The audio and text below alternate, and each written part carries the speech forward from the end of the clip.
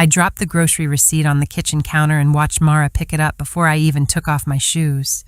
Her eyes moved across the paper while I stood near the apartment door holding my work bag. The kitchen smelled like tomato soup and fresh bread, but the warmth disappeared the moment she studied the receipt too carefully.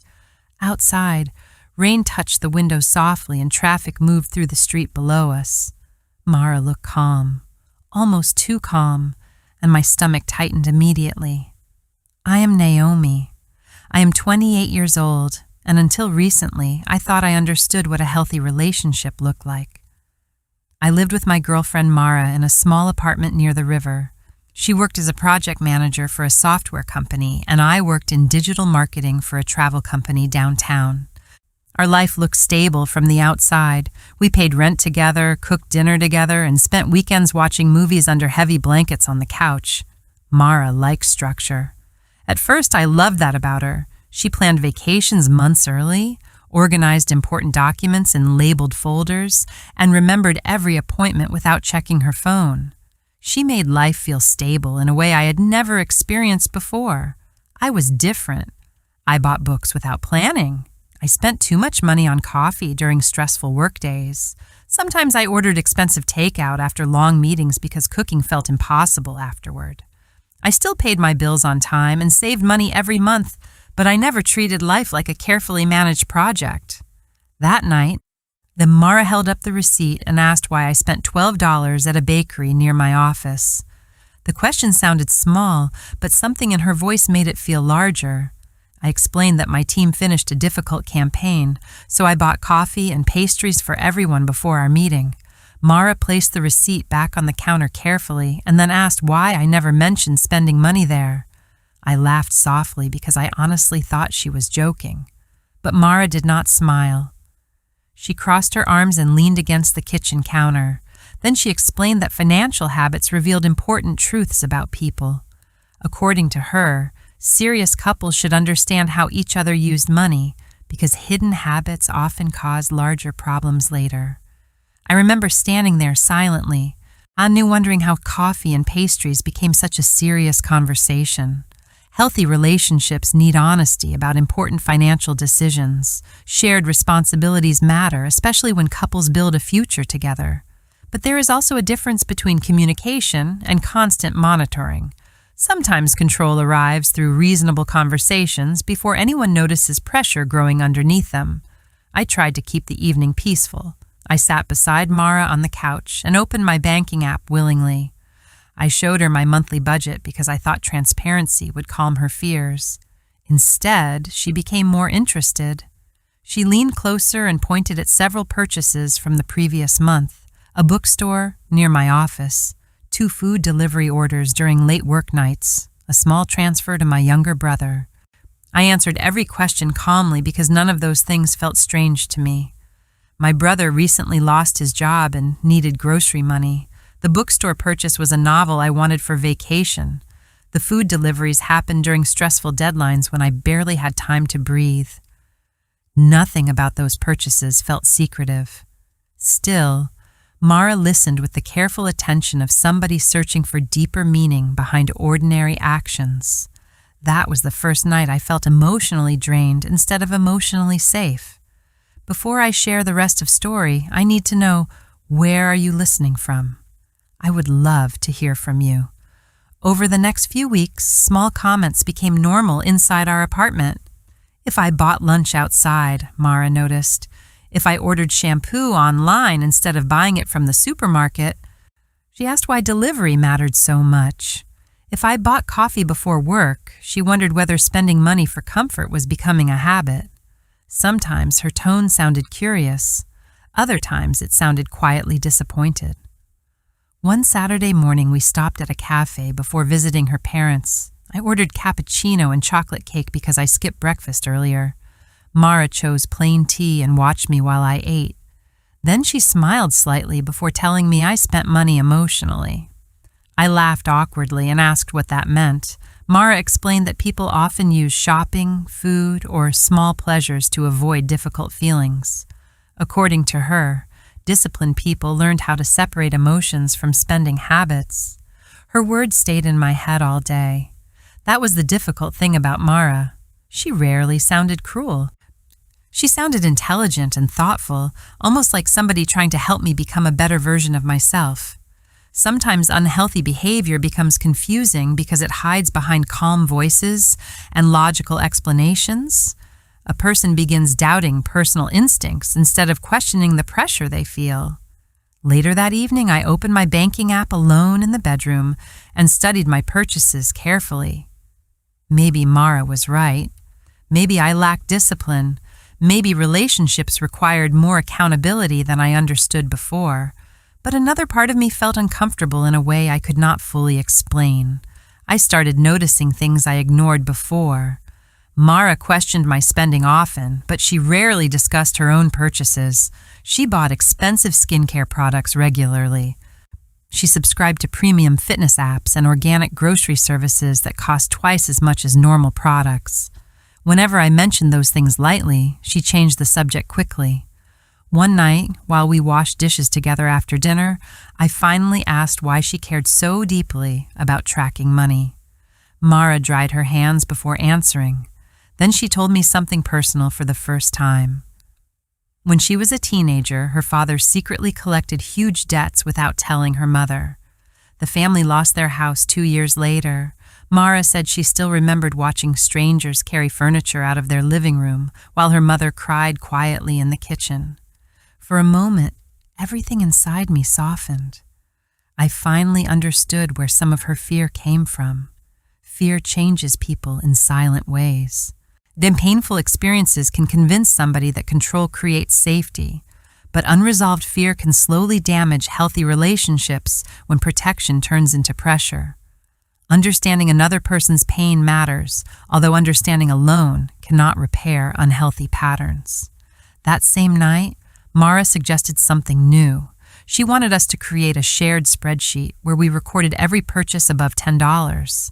At first, I thought she meant shared expenses only, but Mara already designed categories for everything: food, transportation, gifts, entertainment, work expenses, personal care. Everything had a place. I asked carefully whether she planned to record her own spending too. She smiled and said, of course. I wanted peace between us, so I agreed. For the first few days, the system almost felt harmless. We updated purchases together after dinner while music played softly in the background. Mara looked happier again. She laughed more often and kissed my forehead while we cooked together. The apartment felt warm again. Then the comments slowly returned.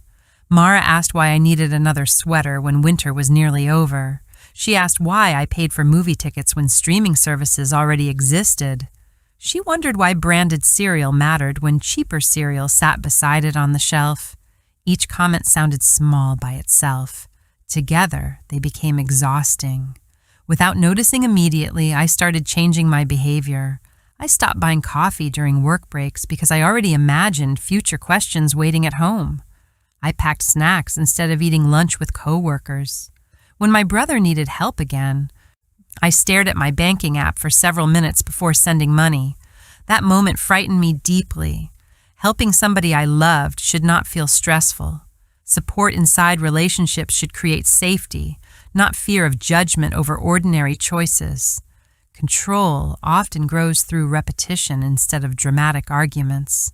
Over time, a person stops acting naturally because they constantly prepare for criticism before it even arrives. One Friday evening, I came home earlier than usual, carrying a bookstore bag beside my work laptop. Mara sat at the dining table answering emails. She smiled warmly when I entered the apartment, but the smile faded slightly after she noticed the shopping bag. She asked what I bought. I told her I stopped at the bookstore after work. Mara closed her laptop and asked how much I spent. And something inside me shifted at that exact moment. It was not anger or sadness anymore. I simply felt exhausted. I suddenly realized I felt nervous every time I carried something new into my own home. That night, I hid the bookstore bag inside my closet before Mara entered the bedroom. My hands moved quickly while I pushed the novels beneath an old winter coat. The action felt embarrassing and childish, but I still did it.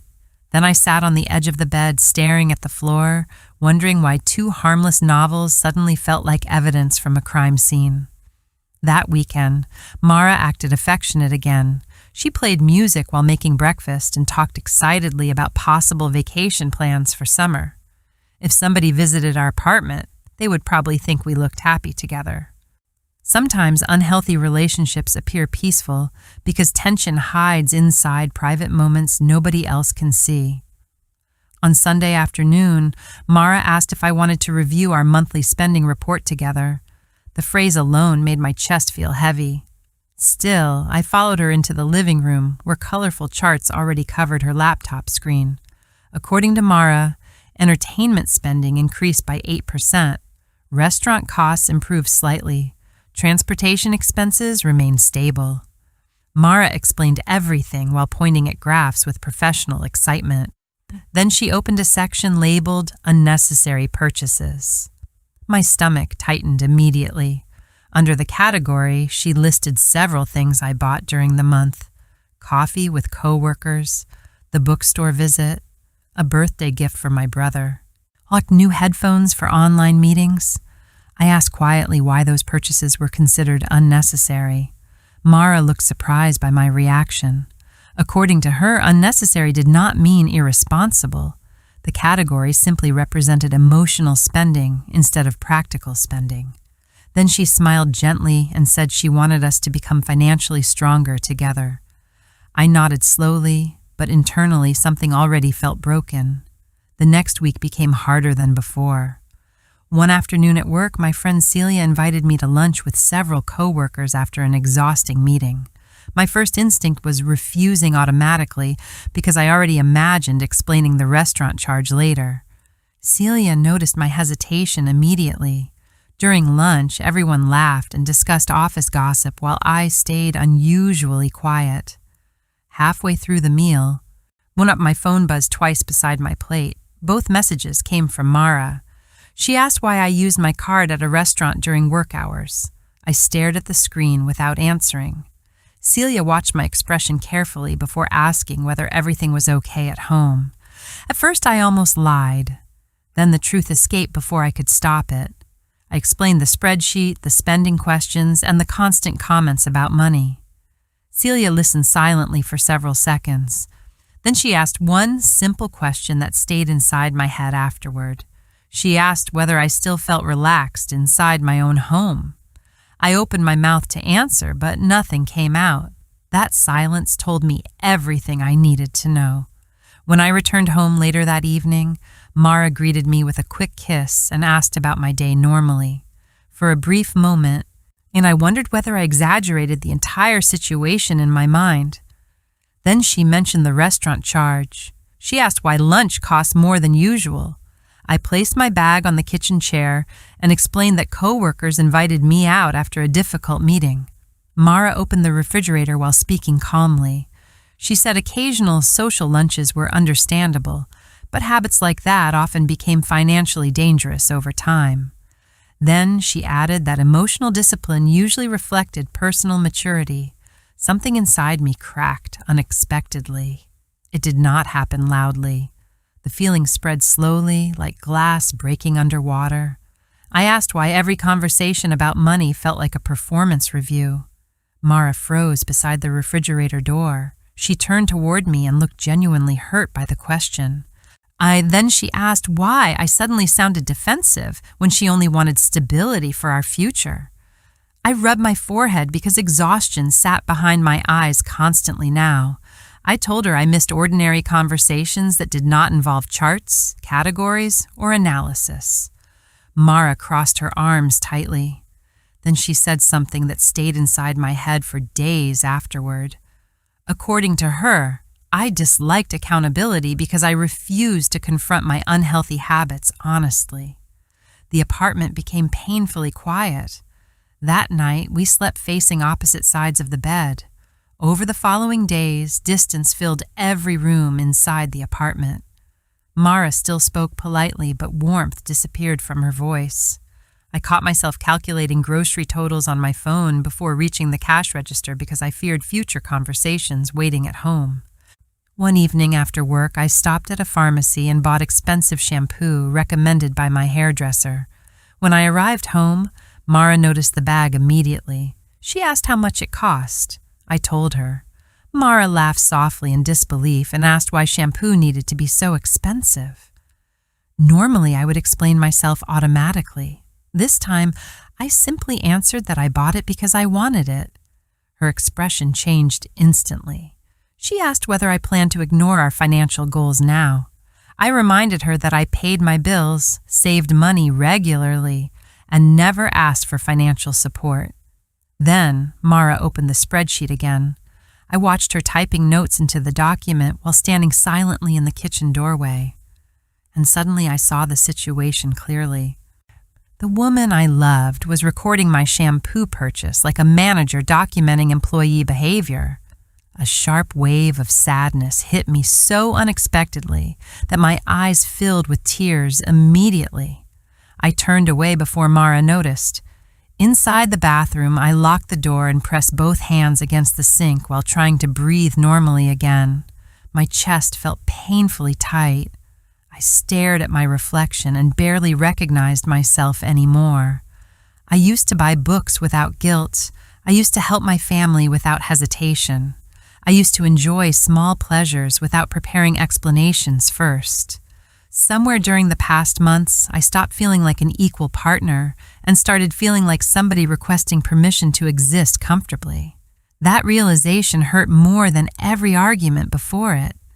Late that night, while Mara slept beside me, I sat alone in the living room researching financial control inside relationships. At first, I felt dramatic doing it. Then, article after article described situations painfully similar to mine. I realized nobody starts controlling another person overnight. It usually begins with concern, questions, and small compromises. By the time fear replaces comfort, the relationship already feels completely different. I leaned back against the couch and closed my eyes. For months, I kept asking whether Mara's behavior was reasonable. For the first time, I asked something different. Why was I working so hard to prove I deserved basic trust? The next morning, Mara wrapped her arms around my waist while I made coffee in the kitchen. For one brief second, the affection felt familiar again. Then she softly asked whether I updated yesterday's purchases in the spreadsheet. I closed my eyes slowly, and in that moment, I finally understood something painful. Love should never feel like surveillance pretending to be care. Later that night, I opened one of the hidden novels and sat beside the window with a cup of coffee. Rain touched the glass softly outside. For the first time in months, I turned a page without feeling guilty. If this story touched you, share your thoughts in the comments and tell us what trust means to you in a relationship. Please like, subscribe, and turn on notifications for more emotional English stories that help you improve your listening and vocabulary naturally.